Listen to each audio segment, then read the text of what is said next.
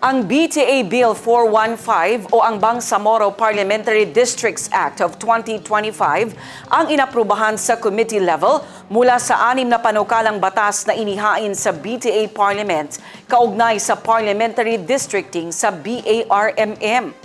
Nagbigay ng kanilang pahayag sa usapin si BARM Interim Chief Minister Abdul Rauf Macacua at BTA Deputy Speaker Attorney Ishak Mastura.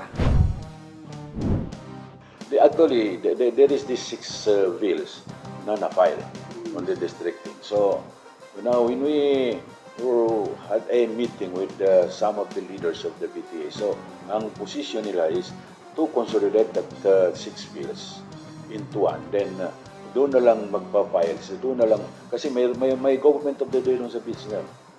Meron. Yung kay Kwan, yung not necessarily government of the day maybe because galing yun sa darapanan. So, MILF version yun naman. So, ang napagkasunduan is gawin ng with the speaker, the present speaker napagkasunduan na gawin na lang na i-consolidate. Then, from there, kung anong mapagkasunduan, doon mag-certify ng urgent certification of urgency of the bill ang Chief Minister. Kaya nga nag-certify kami kapon because we have these consolidated bills na na-approve na through committee level. Of course, yung sa 415, dahil pinili namin yun, yun yung titindigan namin, but it's up for amendments also.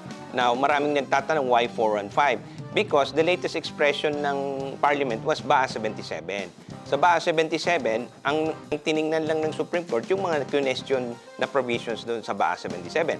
So in particular doon sa districting, ang na-question nila yung sa Cotabato City, yung sa Maguindanao del Norte, yung sa Lanao del Sur.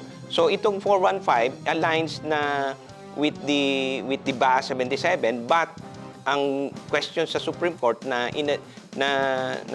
question doon ay in-address na ng 415. In-address na ng 415. Kaya naka-align, for example, yung 415 doon sa final ng MILF na bill nila, yung 407, like in Maguindanao del Norte. No? Yung issue doon ay more or less pareho sila sa 407 with some minor modifications.